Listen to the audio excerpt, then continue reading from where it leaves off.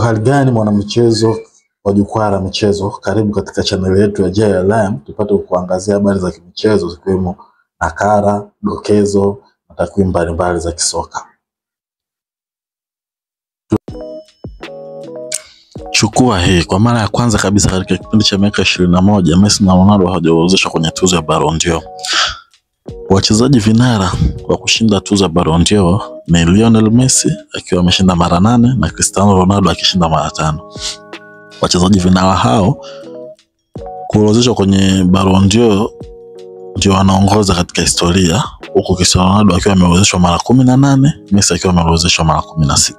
Baada ya utumishi wa miaka 17 akiwa na jezi ya timu ya taifa ya Uruguay, mshambuliaji matata Luis Suarez ameufunga rasmi ukurasa huo baada ya kucheza mchezo wa mwisho dhidi ya Paraguay ambapo matokeo yake yalikuwa ni 0-0.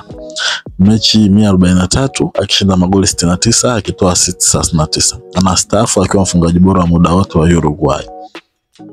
Rasmi sasa Chelsea wamethibitisha kumpa kandarasi mpya Nicolas Jackson hadi Juni 2033.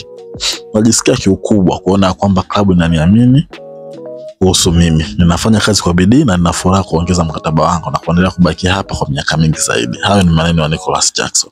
Maneno ya Sir Alex Ferguson kuhusu uwezo wa ajabu wa Cristiano Ronaldo anasema, nimepatwa na hasira kuhusu Eva wakati aliposhindwa kuruka na Cristiano Ronaldo, lakini wakati nilipokuwa nikiangalia marudio nilifikia nini nilichokuwa nikikiongea.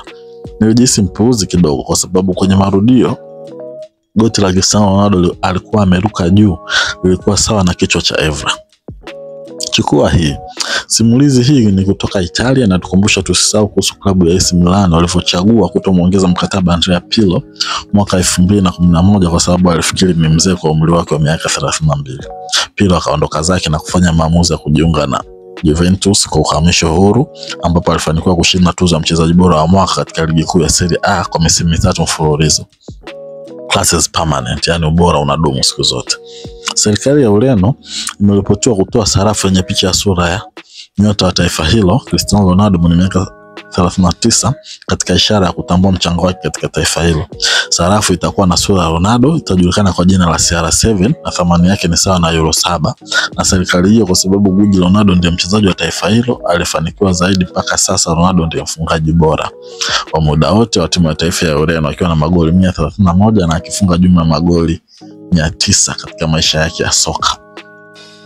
Beki Alex Telles anasema, nikiwa na Cristiano Ronaldo nilikuwa nikiogopa kula vyakula vya sukari mbele yake kwa sababu ya namna yake ya kujali vyakula vya afya. Chakula cha Cristiano Ronaldo ni tofauti kabisa na cha kwetu. Anakula sana vitu vya asili na ni mfano mkubwa wa kuigwa.